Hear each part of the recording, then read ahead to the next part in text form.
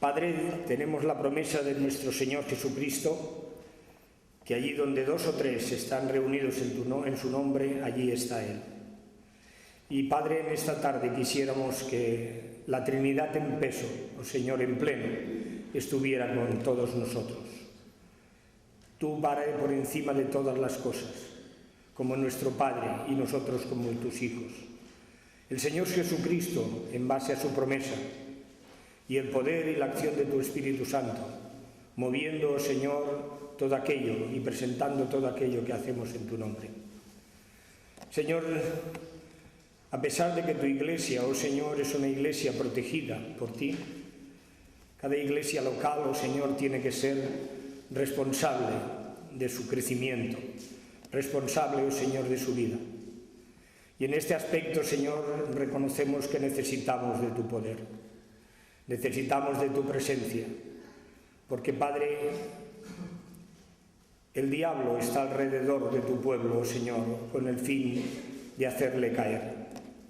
Padre Celestial, queremos pedirte que nosotros seamos un pueblo que esté siempre mirándote a ti, escudriñando tu palabra, poniéndola por obra, preparando nuestros corazones para que tú nos hables.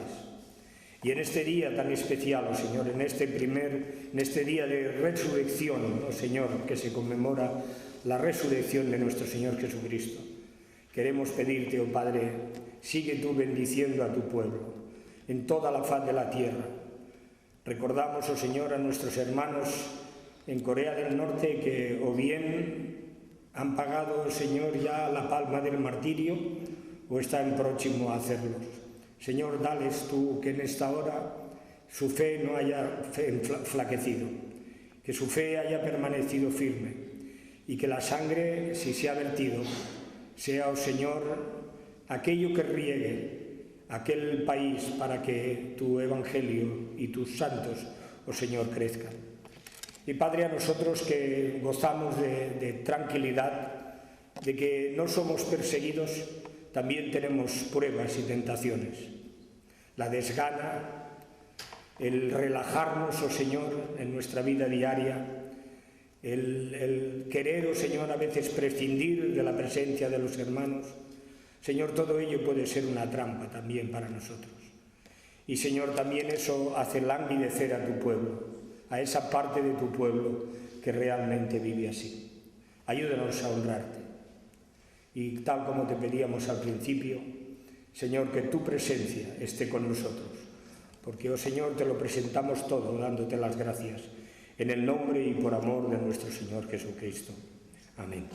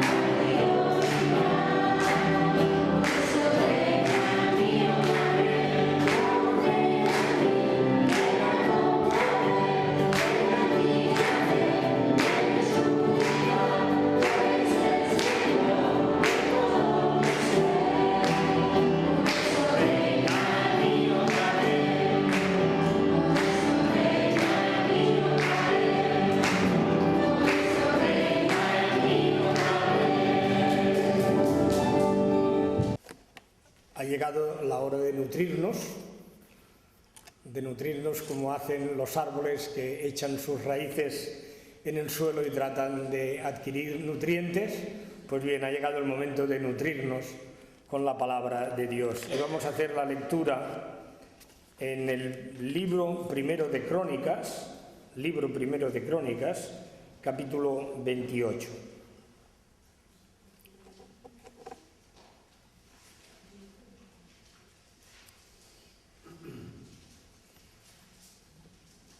Libro de Primera de Crónicas, capítulo 28, iniciando la lectura en el primer versículo.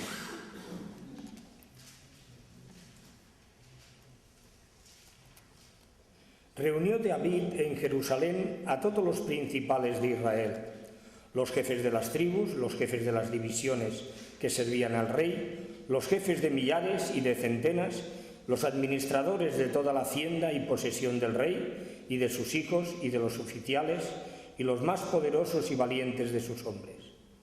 Y levantándose el rey puesto en pie dijo: «Oídme, hermanos míos y pueblo mío.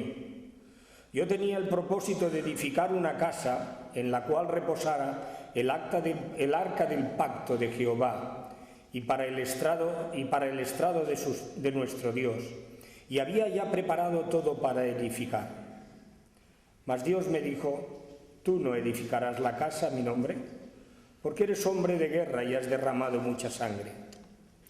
Pero Jehová, el Dios de Israel, me eligió de toda la casa de mi padre, para que perpetuamente fuese rey sobre Israel, porque a Judá escogió por caudillo, y de la casa de Judá a la familia de mi padre, y de entre los hijos de mi padre se agradó de mí para ponerme por rey sobre Israel. Y de entre todos mis hijos, porque Jehová me ha dado muchos hijos, eligió a mi hijo Salomón para que se siente en el trono del reino de Jehová sobre Israel. Y me ha dicho: Salomón tu hijo, él edificará mi casa y mis atrios, porque a éste he escogido por hijo, y yo le seré a él por padre. Asimismo yo confirmaré su reino para siempre, si él se esforzare en poner por obra mis mandamientos y mis decretos, como en este día. Ahora, pues, ante de los ojos de todo Israel, congregación de Israel, y en oídos de nuestro Dios, guardad e inquirid todos los preceptos de Jehová vuestro Dios, para que poseáis la buena tierra y la dejéis en heredad a vuestros hijos después de vosotros perpetuamente. Y tú, Salomón, hijo mío, reconoce al Dios de tu padre, y sírvele con todo corazón perfecto y con ánimo voluntario, porque Jehová escudriña los corazones de todos y entiende todo intento de los pensamientos. Si tú le buscares, lo hallarás, mas si lo dejares, él te desechará para siempre. Mira pues ahora que Jehová te ha elegido para que edifiques casa para el santuario. Esfuérzate y hazla». Y David dio a Salomón su hijo el plano del pórtico del templo y sus casas, sus tesorerías, sus aposentos, sus cámaras y la casa del propiciatorio. Asimismo el plano de todas las cosas que tenía en mente para los atrios de la casa de Jehová, para todas las cámaras alrededor, para las tesorerías de la casa de Dios y para las tesorerías de las cosas santificadas. También para los grupos de los sacerdotes y los levitas, para toda la obra del ministerio de la casa de Jehová y para todos los utensilios del ministerio de la casa de Jehová. Y dio oro en peso para todas las cosas de oro, para todos los utensilios de cada servicio, y plata en peso para todas las cosas de plata, para todos los utensilios de cada servicio. Oro en peso para los candeleros de oro y para sus lámparas, en peso el oro para cada candelero y sus lámparas, y para los candeleros de plata, plata en peso para cada candelero y sus lámparas, conforme al servicio de cada candelero. Asimismo dio oro en peso para las mesas de la proposición, para cada mesa, del mismo modo plata para las mesas de plata. También oro puro para los garfios, para los lebrillos, para las copas, para las tazas de oro, para cada taza por peso, y para las tazas de plata por peso para cada taza. Además, oro puro en peso para el altar de incienso, y para el carro de los querubines de oro, que con las alas extendidas cubrían el arca del pacto de Jehová. Todas estas cosas, dijo David, me fueron trazadas por mano de Jehová, que me hizo entender todas las obras del diseño. Dijo además David a Salomón, su hijo: anímate, esfuérzate, y las manos a la obra. No temas ni desmayes, porque Jehová, Dios, mi Dios, estará contigo. Él no te dejará ni te desamparará hasta que acabes toda la obra para el servicio de la casa de Jehová. He aquí los grupos de sacerdotes y los levitas para todo el ministerio de la casa de Dios. Estarán contigo en toda la obra. Asimismo, todos los voluntarios e inteligentes para toda forma de servicio, y los príncipes y todo el pueblo para ejecutar todas tus órdenes. Vamos a pedir la bendición del Señor para nuestro pastor y su exposición de la palabra. Señor, en estos momentos queremos pedirte que tú limpies nuestras mentes de cualquier pensamiento o cualquier circunstancia, oh Señor, que pudiera, oh Señor, estorbar que nosotros escucháramos tu palabra, escucháramos tu voz a través de tu siervo.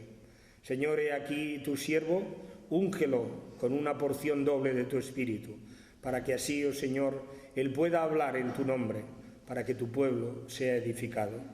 Y a nosotros danos oídos atentos, para que, oyendo tu palabra, la pongamos por obra, para honra y gloria tuya. Te lo pedimos todo en el nombre y por amor de nuestro Señor Jesucristo. Amén. Amén.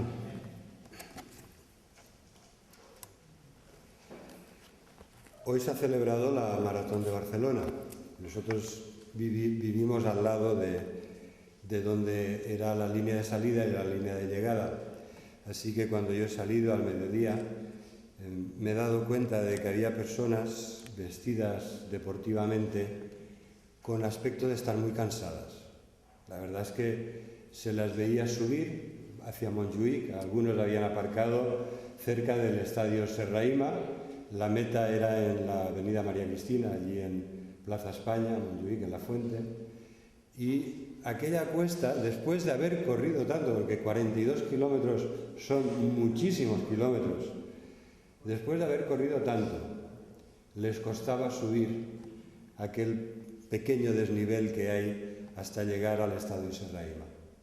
Y esto me ha hecho pensar que la vida cristiana es una carrera de este tipo, es una gran maratón, es una gran carrera de resistencia.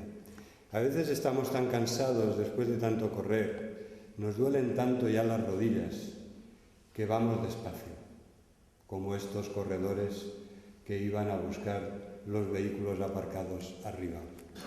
Vamos despacio porque es que ya no podemos correr más rápido, es que nos cuesta dar un paso. Hay momentos de la vida cristiana especialmente difíciles, en los que la exhortación de correr la carrera, esta larga y difícil carrera de obstáculos, puestos los ojos en Jesús, esta exhortación se nos hace muy necesaria, porque si hiciéramos caso de nuestro ánimo o de nuestras fuerzas, nos quedaríamos sentados al lado del camino, sin seguir avanzando. Pero la palabra de Dios es muy clara: corred la carrera que tenéis por delante, hacedlo lo mejor que podáis, despojaos de todo el peso innecesario, despojaos sobre todo del pecado que se nos enreda en los pies y nos hace tropezar, despojaos del pecado que se nos enreda y corred con perseverancia. La palabra paciencia aquí tiene la idea de perseverancia. Corred con constancia y perseverancia esta carrera que Dios ha puesto delante vuestro, porque hay una gran nube de testigos que os contemplan, muchos más que los que veían hoy, los que miraban la maratón de Barcelona. Todos los hermanos y hermanas que ya están con el Señor nos miran. Y todos los que aquí están, de alguna manera, te miran a ti, porque has sido de inspiración para ellos, has sido de ejemplo, has sido de ánimo para ellos. Ellos quieren ver que no desfalleces, que sigues corriendo. Ya saben que estás desanimado, ya saben que estás cansado, pero esperan en el Señor que tú sigas avanzando. Y en el Señor, la misma palabra nos da la clave: puestos los ojos en Jesús, el autor y consumador de la fe, quien por el gozo puesto delante sufrió la cruz, menospreciando el oprobio, la vergüenza, las injusticias, los atropellos, las crueldades que tuvo que soportar. Jesús es el gran ejemplo para los que corremos la maratón de nuestras vidas cristianas. Él, hasta que no llegó a la cruz, no paró. Cuando subía a Jerusalén, que también era una larga subida, con muchos más metros de desnivel, con más de 1000 metros de desnivel desde Jericó, él, la palabra dice que afirmó su rostro, iba a la cruz. Y aún se encontró allí a 2 ciegos, a Bartimeo y a su compañero, y los curó, porque clamaron a él: ten misericordia de nosotros. Y él iba a la cruz, pero eso no le impedía seguir haciendo el bien a todos los que encontraba en su camino. Esta debe ser también nuestra vida. Queridos hermanos, que habéis pasado momentos tan difíciles, ánimo. Sigamos adelante. El Señor es nuestro ejemplo y el Señor es quien nos sigue dando fuerzas, porque precisamente cuando reconocemos que somos débiles, es cuando Dios nos hace fuertes. Digo bien, Dios nos hace fuertes. No es que entonces salga una dosis de fuerza escondida. No, es que Dios entonces nos fortalece. Cuando nosotros reconocemos que estamos muy débiles y que necesitamos su ayuda. Hay muchas lecciones del pasado, ¿verdad? Grandes hombres de Dios como Moisés, David, Salomón. Aquí está preparando David su relevo como gran líder del pueblo de Dios. Antes lo hizo Moisés, que preparó su relevo con Josué, al que ha citado Paco en su lectura y oración. Efectivamente, queremos ser fieles, ¿no? Queremos decir con Josué: yo y mi casa serviremos al Señor, porque sabemos que Él no nos dejará ni nos desamparará, porque a pesar de todas las decepciones que ya hemos tenido que sufrir, en Jesús nunca nos ha pasado. Cuando miramos a Jesús, esto nunca nos ha pasado. Nos ha pasado cuando miramos a los otros, a hermanos y hermanas que nos han decepcionado. Pero cuando miramos a Jesús, nunca hemos sido decepcionados. Mira que esto me lo dijeron a mí cuando yo conocí al Señor y entré por primera vez en la iglesia. Y seguramente también te lo han dicho a ti y a ti y a ti. Y a veces no hacemos caso. ¡Qué gran verdad! No mires a los demás, mira a Jesús. Pon los ojos en Jesús. Síguele a Él, corre detrás de Él, porque Él te ayudará y nunca te decepcionará. Las grandes lecciones del pasado, el tabernáculo. ¿Qué lección puede tener para nosotros la construcción del tabernáculo? ¿Qué os sugiere estos 16 capítulos, del capítulo 25 del libro de Éxodo hasta el capítulo 40? Estos capítulos están dedicados a la construcción del tabernáculo. ¿Qué os sugieren? Algunos, si fuerais sinceros, me diríais: cuestan de leer, ¿verdad? Ese relato tan detallado de cómo debían ser todas las cosas, cómo debían ser incluso los broches de las cortinas, cómo debían ser las bases de los postes, cómo debían ser los postes mismos. ¿Verdad? ¿Qué impresión tenéis cuando leéis estos capítulos tan detallados? Ya sabéis que podéis participar, que no es una pregunta retórica, ¿eh? Ya sabéis que podéis participar. ¿Qué impresión os da?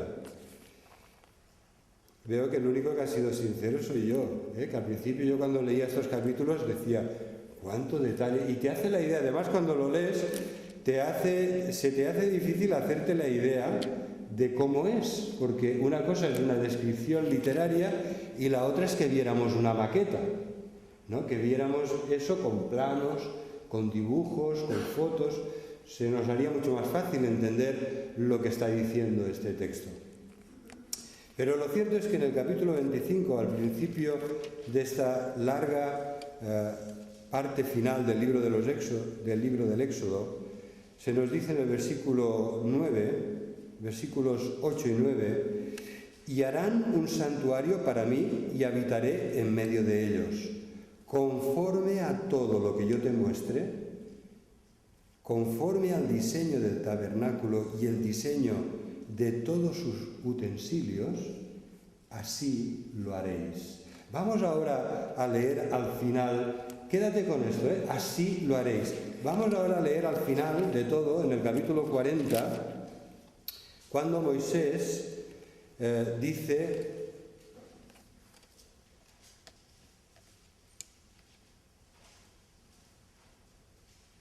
Así Moisés acabó la obra. Vale, a ver si lo encuentro porque no he apuntado los versículos, lo tengo apuntado aquí. Así Moisés acabó la obra. Entonces la Shekinah cubrió la tienda de reunión. Es el versículo 33, cuando Moisés acabó todo, exactamente todo como le había dicho el Señor. Dice lacónicamente en el versículo 33, así acabó Moisés la obra. Hizo todo lo que el Señor le había dicho que tenía que hacer. Y cuando acabó la obra, entonces una nube, la Shekinah de Dios, la nube de la gloria de Dios, cubrió el tabernáculo de reunión y la gloria del Señor llenó el tabernáculo. Misión cumplida. Era la casa de Dios.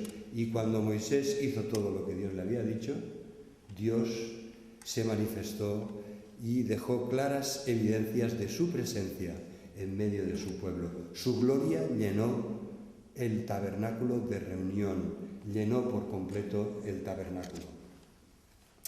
Y entonces vamos ahora al texto que hemos leído, lo del templo de Salomón. Tenemos aquí los preparativos de su padre David, que le encarga solemnemente que él construya el templo de Dios.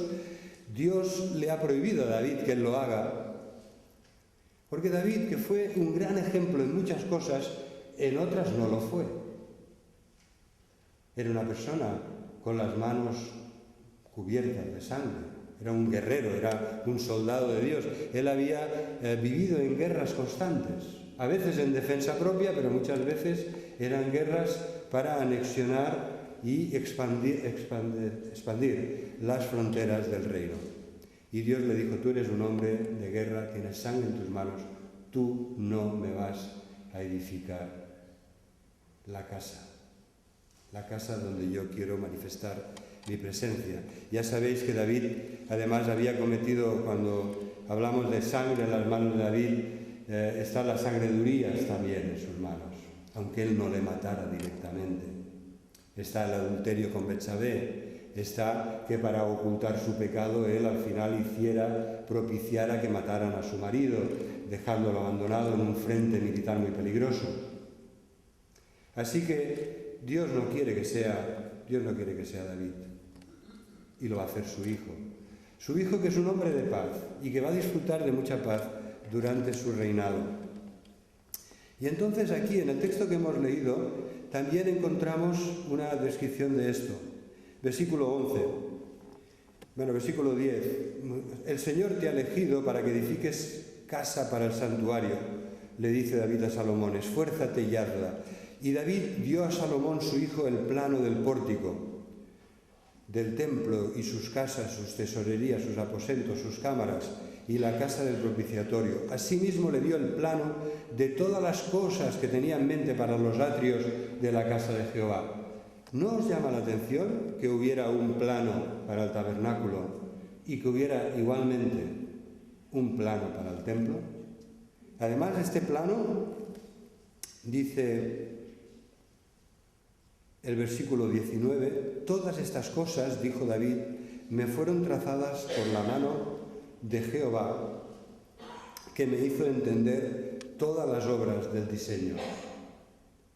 Fueron trazadas por la mano de Jehová. Él tenía una misión que cumplir y había un diseño realizado, había un plano que se había de seguir. Dios no dejó al azar ni la construcción del tabernáculo ni la construcción del templo de Salomón. Entonces, permitidme que os haga una pregunta. ¿Y la iglesia? ¿Dónde están los planos de la iglesia? ¿Verdad? Mirad qué iglesia tan bonita que disfrutamos, ¿no? Este lugar que está reformado con mucho gusto, que se atiene a las normas de centros de culto, que es un lugar espacioso, que tiene esta planta baja, el coro arriba, las dependencias de la escuela dominical, y después arriba en el dúplex pastoral hay acogidas personas que están rehabilitándose, que estaban sin techo y que se están rehabilitando. Gloria a Dios. Realmente la iglesia que nos acoge a nosotros, la iglesia de la Bonanova, tiene, y ellos saben positivamente que son administradores de algo bonito, importante, que es para el servicio y para la gloria de Dios. Pero yo no me refiero a este templo. Este templo sí tiene planos, ¿verdad? Y tiene unas escrituras, y tiene unas funciones, las cosas se han puesto para que cumplan unas funciones. Pero ¿y la iglesia? ¿Dónde están los planos de la iglesia? Porque yo tengo entendido que la iglesia es templo de Dios, ¿verdad? Yo tengo entendido que tú y yo somos templo de Dios, a nivel individual, pero que también como comunidad, como iglesia, somos templo de Dios. Somos el templo final, escatológico de Dios. Ya no habrá marcha atrás a tabernáculos o templos en Jerusalén edificados, ya no habrá marcha atrás. El gran templo de Dios somos nosotros, en donde Dios mora por su Espíritu Santo. Este es el gran templo de Dios. ¿Dónde están los planos? A mí me cuesta creer que si el tabernáculo tuvo sus planos y el templo de Salomón también, nosotros no tengamos los nuestros. Porque, ¿verdad?, no se trata de edificar la iglesia de cualquier manera. En absoluto, no se trata de esto. Hay unos planos, hay unas instrucciones que debemos seguir. Cuando Jesucristo dice, yo edificaré mi iglesia, está pensando en nosotros como edificio, como templo. Y así también lo hacen los autores más representativos del Nuevo Testamento. Pablo nos dice que ya no somos extranjeros ni peregrinos, sino que hemos sido edificados como templo de Dios y morada para su Espíritu sobre el fundamento de apóstoles y profetas. Pablo es muy claro, es diáfanamente claro en esto. Y después también Juan nos habla del templo, nos habla cuando Jesús dice, destruid este templo y en 3 días lo reedificaré, porque hablaba de la resurrección. No le entendieron, pero él hablaba de la base de la iglesia, que es el Cristo crucificado y resucitado. ¿Cuál es el plano de Dios para la iglesia? ¿Cuáles son sus instrucciones? Cuando Juan en Apocalipsis nos dice que la nueva Jerusalén descenderá y que en esta Jerusalén, en sus muros hay 12 puertas que son las 12 tribus de Israel, y nos dice que además los muros de esta ciudad que baja del cielo para que los hombres moremos con Dios, que los muros de esta ciudad tienen 12 fundamentos que son los 12 apóstoles. ¿Qué nos está diciendo? Que lo más importante de la ciudad no son sus calles de oro, no son sus puertas de perlas y piedras preciosas. Lo más importante de la ciudad eres tú. Eres tú y yo, ¿verdad? Es el pueblo de Dios del Antiguo Testamento y el pueblo de Dios del Nuevo Testamento. Ese es el templo final de Dios. Esa es la Nueva Jerusalén. Pero además, Juan en Apocalipsis nos dice, y en la Nueva Jerusalén no hay templo. Por si nos quedaba alguna duda, ¿verdad? No hay templo. El templo es Dios mismo. Pero también nos dice el Apocalipsis que aquellos que venzamos seremos columnas en el templo de nuestro Dios. Columnas en las que Él ha escrito su nombre y el nombre de la Nueva Jerusalén. O sea que veis cómo realmente la iglesia está llamada por Dios a algo muy grande, mucho más grande que el tabernáculo y mucho más grande que el templo de Salomón. Ambos edificios, la tienda móvil del tabernáculo, estaba diseñada como tipos y figuras y símbolos de Cristo. Los sacrificios hablaban de que un día Dios enviaría a su Hijo, a Jesús, el Cordero de Dios que quita el pecado del mundo. Todo lo que eran las fiestas, las solemnidades, los ritos, los sacrificios, nos hablaban de la perfecta ofrenda que Cristo presentaría de una forma definitiva, de una vez y para siempre, que ya no tiene necesidad de ser repetida. Y así todas y cada una de las cosas.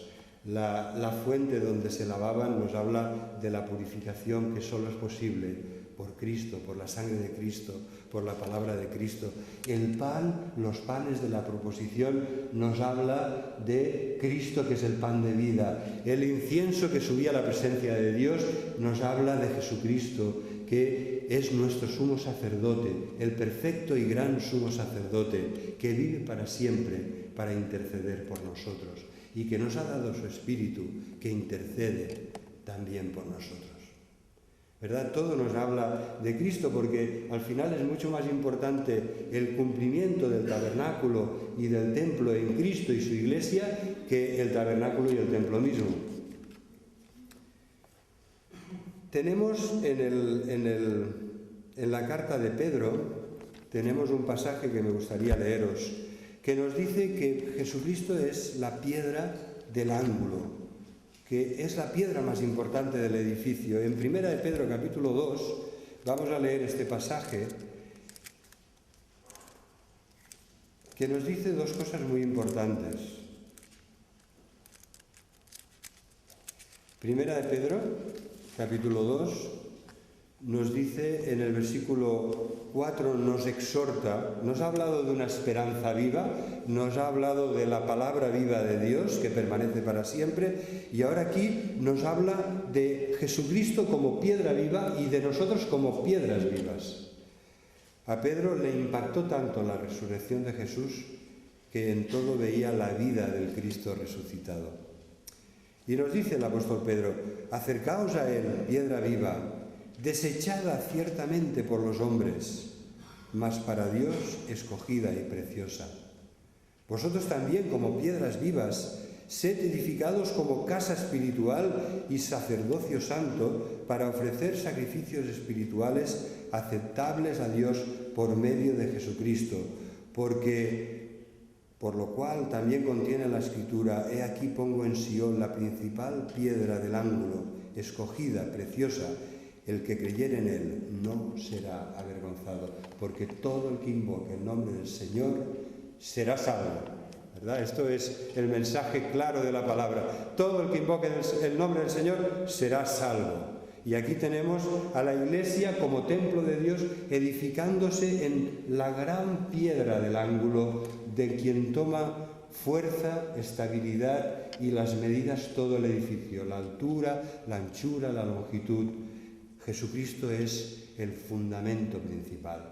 Nadie puede poner otro fundamento que el que ya está puesto. Y nos anima a acercarnos a Él y que seamos piedras vivas, que seamos templo de Dios, casa espiritual, que ofrezcamos sacrificios espirituales aceptables a Dios por medio de Jesucristo. Es decir, alabanza, como hemos hecho, escuchar con reverencia su palabra, como estamos haciendo, y amor fraternal. Un sincero y profundo amor fraternal que pueda hacer de nuestra Iglesia la casa de Dios, porque el Dios de amor es evidente que mora entre nosotros. Y todo esto es posible cuando nos acercamos a Cristo y le reconocemos a Él como la principal piedra y fundamento de la Iglesia. Y entonces Pablo desarrollará esta figura de la Iglesia como templo y lo va a hacer en 1 Corintios 3. Os animo a que me acompañéis en esta lectura en 1 Corintios 3.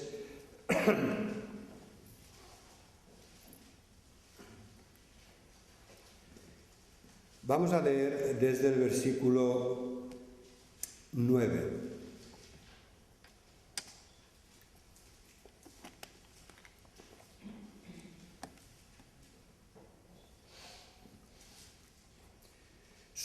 Porque nosotros somos colaboradores de Dios y vosotros sois labranza de Dios, edificio de Dios. Conforme a la gracia de Dios que me ha sido dada, yo como perito arquitecto puse el fundamento y otro edifica encima, pero cada uno mire cómo sobreedifica. Porque nadie puede poner otro fundamento que el que está puesto, el cual es Jesucristo.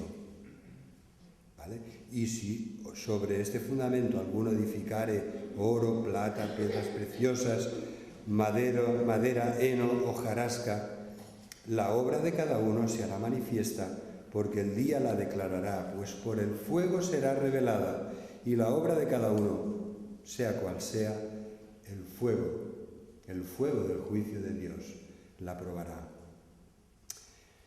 Y si permaneciere la obra de alguno que sobreedificó, recibirá recompensa, pero si se quemare, él sufrirá pérdida, si bien él mismo será salvo, aunque así como por fuego. ¿No sabéis que sois templo de Dios y que el Espíritu de Dios mora en vosotros? Si alguno destruyere el templo de Dios, Dios le destruirá a él. Porque el templo de Dios, el cual sois vosotros, santo es. Qué terrible advertencia, ¿no? Tenemos aquí una iglesia que coincide plenamente con la descripción de Pedro de la piedra angular. El fundamento ya está puesto, no hay otro, es Jesús, es nuestro Señor y Salvador. Pero mira cómo sobreedificas, ¿verdad? Esto es una exhortación dirigida en primer lugar al pastor de la iglesia, después al consejo, pero después a todos y cada uno de nosotros, de vosotros aquí presentes. Mira cómo sobreedificas. ¿Qué estás trayendo a la iglesia de Dios? ¿Estás trayendo bendición? ¿Estás trayendo amor? ¿Estás aportando santidad? ¿Estás aportando amor fraternal y cariño para los hermanos? ¿Estás edificando a la iglesia o estás trayendo murmuraciones, calumnias, mentiras, falsedades, engaño? Todo aquello que socava la iglesia del Señor. Ya no digamos de las falsas doctrinas. Ya ni se nos pase por la cabeza, pero el Nuevo Testamento, una de las grandes batallas de todo el Nuevo Testamento es luchar contra las falsas doctrinas. Las falsas doctrinas que, como escuchábamos hoy, se introducen en la Iglesia y la pueden destruir por completo. Y nuestra misión es luchar ardientemente, que contendáis ardientemente por la fe que ha sido una vez dada a los santos. Hay una palabra de Dios que es la que nos dice lo que debemos creer y cómo debemos vivir, y por esta fe, la fe en mayúsculas, la fe objetiva, la fe que debemos creer, la palabra que debemos confesar, creer, vivir y obedecer, por esta fe debemos luchar. Por lo tanto, queridos hermanos, que el Señor os bendiga. Porque no es salir de una iglesia por una cuestión de gusto personal, ya no digamos de capricho, sino que es salir de un lugar donde no os iban a dejar predicar la palabra de Dios como es debido.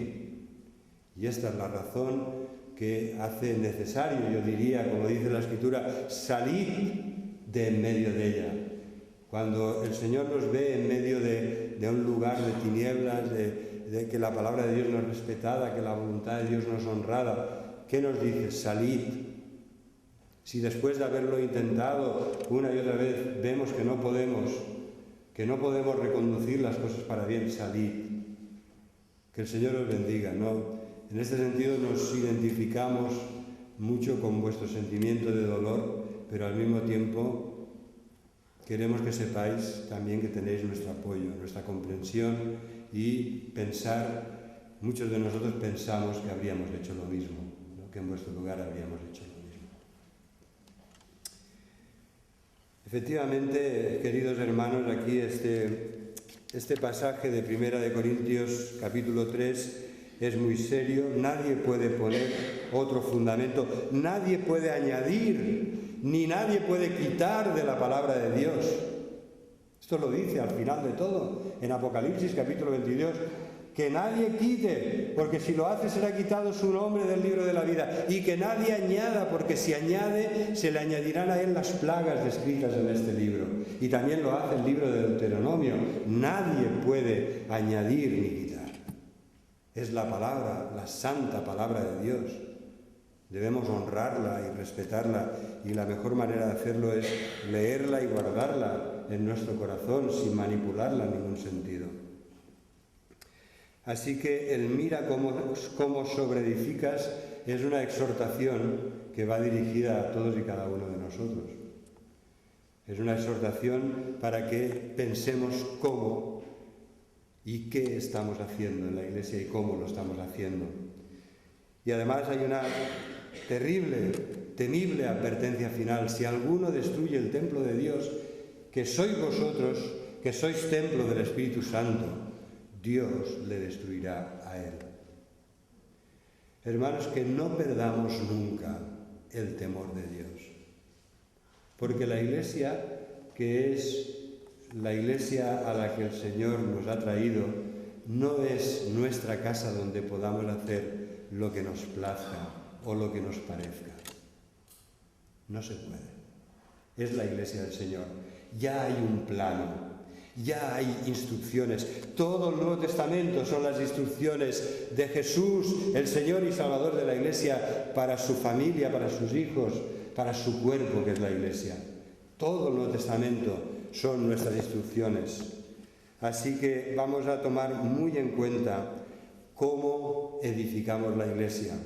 Y vamos a pensar en varias claves de edificación. La primera de las claves es reconocer y servir, os va a extrañar un poco, reconocer y servir al Dios de tu Padre. ¿Verdad? ¿No es esto lo que le dice David a Salomón? ¿No es esto lo que cada uno de nosotros como padres y madres les deberíamos decir a nuestros hijos?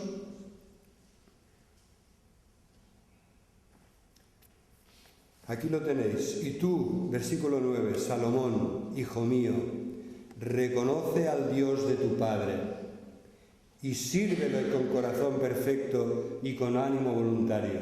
Yo me emocionaba esta mañana leyendo y releyendo este pasaje porque pensaba, Señor, quiero ser fiel al Dios de mis padres. Mis padres me precedieron en el Señor por poco tiempo, porque ellos eran católicos que con los años, católicos romanos, que después con los años se habían enfriado, no eran nada practicantes, pero cuando mi madre lo empezó a pasar mal con sus dos hijos, uno de los cuales nos está hablando, qué vergüenza, Dios mío, pobre mujer lo que pasó, vaya época. Y entonces esto, bendito sea el Señor, le llevó a buscar ayuda, le llevó a buscar libros que pudieran ayudar a sus hijos, le llevó a buscar en la palabra para que sus hijos tuvieran unos principios sólidos en los que basar su vida. Así que mis padres me precedieron y yo quiero honrar hoy su memoria siguiendo al Dios de mis padres. ¿Verdad, hermanos? Que muchos de nosotros es este mismo sentimiento. Y si no lo tenemos hacia nuestros padres porque ellos no nos enseñaron en los caminos del Señor, tengamos este sentimiento hacia nuestros hijos y nuestras hijas. Debemos servir al Dios de nuestros padres con corazón perfecto, con ánimo, con buena voluntad, como dice aquí, porque el Señor escudriña los corazones de todos y entiende todo intento de los pensamientos. Le dice David a su hijo, si buscares a Dios, lo hallarás. Pero si lo dejas, Él te desechará para siempre. ¿Verdad? David fue un modelo. No fue perfecto, cometió gravísimos errores y pecados, pero David fue un modelo en su relación con Dios y precisamente porque él conocía al Señor y tenía una buena relación con Él, podía hablar a su hijo de tú a tú y con todo el corazón decirle, sirve al Dios de tu Padre, conócelo, porque vale la pena, porque no te puede pasar nada mejor en la vida y sírvelo de todo corazón. Si lo buscas, lo hallarás. Este es nuestro mensaje. Si buscas a Dios, lo hallarás. Jesús decía lo mismo, buscad y hallaréis. Pedid y se os dará, llamad y se os abrirá. ¿Verdad? Este es nuestro mensaje. Busca al Señor de todo corazón. Y en cuanto a esto, yo quisiera decir que debemos guardarnos de querer modernizar la Iglesia. ¿Verdad? Esto es un error. La Iglesia moderna o la posmoderna.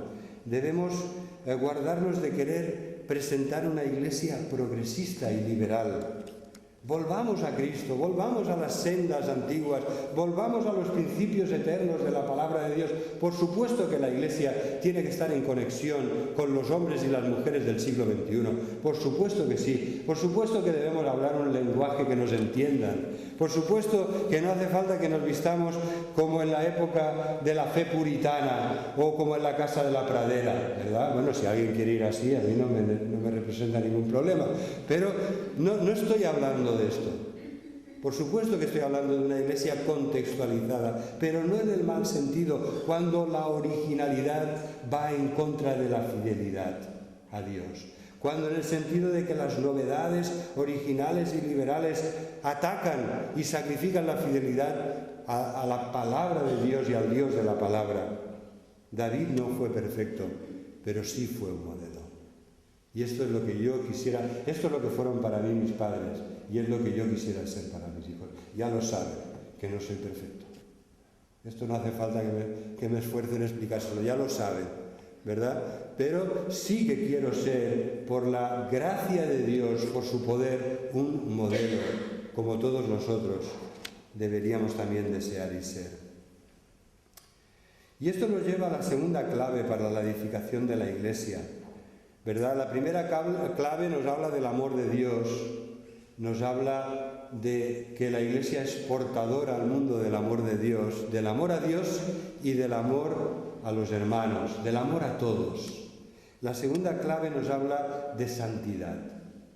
Si somos el templo de Dios, la santidad no es una opción, es nuestra vocación, es nuestra obligación. Esto lo veo en el versículo 6 y 10.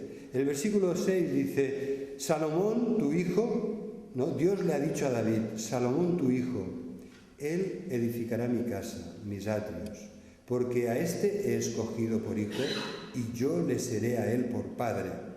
Y yo confirmaré su reino para siempre, condicional, si él se esfuerza en poner por obra mis mandamientos y mis decretos. Hay bendiciones que dependen de tu santidad y de tu obediencia.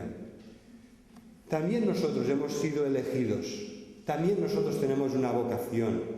Hemos llamado a ser un pueblo santo, celoso de buenas obras. Esta es nuestra vocación. La Iglesia o es santa o pierde el poder de su mensaje. Cuando la Iglesia no vive en santidad, en la presencia de Dios, ¿qué poder tenemos? Perdona, ¿qué les estamos ofreciendo? Si lo primero que te puede decir la persona que habla contigo es ¿y tú qué? Si tú vives igual que yo, si tú vas, de acuerdo, tú vas a la iglesia el domingo, pero el resto de la semana tú eres exactamente igual que yo, estás aquí viviendo, viviendo desesperadamente la carrera por el éxito, te olvidas de tus principios cristianos y vives como uno de nosotros. ¿Qué me dices? ¿Por qué me hablas de este mensaje si tú eres igual que yo? ¿Verdad? No podemos, hermanos, debemos ser cristianos 24 horas al día, los 7 días de la semana. Esta clave es muy importante. La Iglesia debe ser santa y ese es el poder de su mensaje. Debe ser una Iglesia que sin hablar ya sea evidente a todos de que Jesucristo ha transformado nuestras vidas para hacernos santos. Perdonadme, ya sabéis que no me refiero a los santos que se ponen en ciertas iglesias, me refiero santos a personas en las que se manifiesta el amor de Dios y que viven conforme a la palabra de Dios. Como David, no somos perfectos, pero somos santos, porque vivimos para Dios y para su gloria, estamos apartados para Él. Y entonces, esto que nos habla de la santidad, voy a volver a leer en 1 Corintios, me gustaría leer un pasaje, en el que se nos dice que huyamos de la fornicación, capítulo 6, versículo 18. Huid de la fornicación, porque el que se une al Señor, un espíritu es con Él. Huid de la fornicación. Cualquier otro pecado que el hombre cometa está fuera del cuerpo, mas el que fornica contra su propio cuerpo peca. ¿O ignoráis que vuestro cuerpo es templo del Espíritu Santo, el cual está en vosotros, el cual tenéis de Dios y que no sois vuestros? porque habéis sido comprados por precio. Glorificad, pues, a Dios en vuestro cuerpo y en vuestro espíritu, los cuales son de Dios. Estamos llamados a la santidad, hermanos. Somos templo del Espíritu Santo. Se debe notar cuando abrimos nuestra boca para hablar del Señor, para responder con amabilidad a las personas que conviven con nosotros, o en el trabajo, o en los vecinos. Porque ya sabéis, dice, este mismo capítulo dice en el versículo 9, ¿no sabéis que los injustos no heredarán el reino de Dios? Hermanos, el injusto no forma parte de la Iglesia ni tiene vida eterna. Esto es el reino de Dios, donde se reconoce la autoridad de Cristo y se disfruta de la vida eterna, de la salvación. Dice, ¿no sabéis que los injustos no heredarán el reino de Dios? No erréis, ni los fornicarios, ni los idólatras, ni los adúlteros, ni los afeminados, ni los que se echan con varones, es decir, con relaciones homosexuales, ni los ladrones, ni los avaros, ni los borrachos, ni los maledicientes, ni los estafadores heredarán el reino de Dios. ¿Verdad? La palabra es muy clara. Y no está enfocada solo a ciertos pecados de tipo sexual. Yo creo que aquí el abanico es tan amplio que todos nos podemos sentir de alguna manera reflejados, porque dice, y esto erais algunos, mas ya habéis sido lavados, ya habéis sido santificados, ya habéis sido justificados en el nombre del Señor Jesús y por el Espíritu de nuestro Dios. Gloria a Dios. Gloria a Dios, porque cuando miramos al pasado sentimos vergüenza, pero cuando miramos a Jesús sentimos paz y gozo. Cuando miramos al pasado, ahora pensamos, ¿y cómo es posible que yo haya podido caer o que yo haya podido cometer estas cosas que ahora abomino, que ahora aborrezco? Pero ahora miramos al presente y vemos a Jesús, nuestro Señor y Salvador, miramos al futuro y vemos la gloria de Dios, que es nuestra por toda la eternidad, que vamos a compartir para siempre, por la gracia de nuestro Dios. Y esto erais algunos, pero ya está. Dios ha solucionado nuestro problema, Dios nos ha perdonado, Dios nos ha lavado, Dios nos ha justificado y Dios nos ha glorificado en Cristo.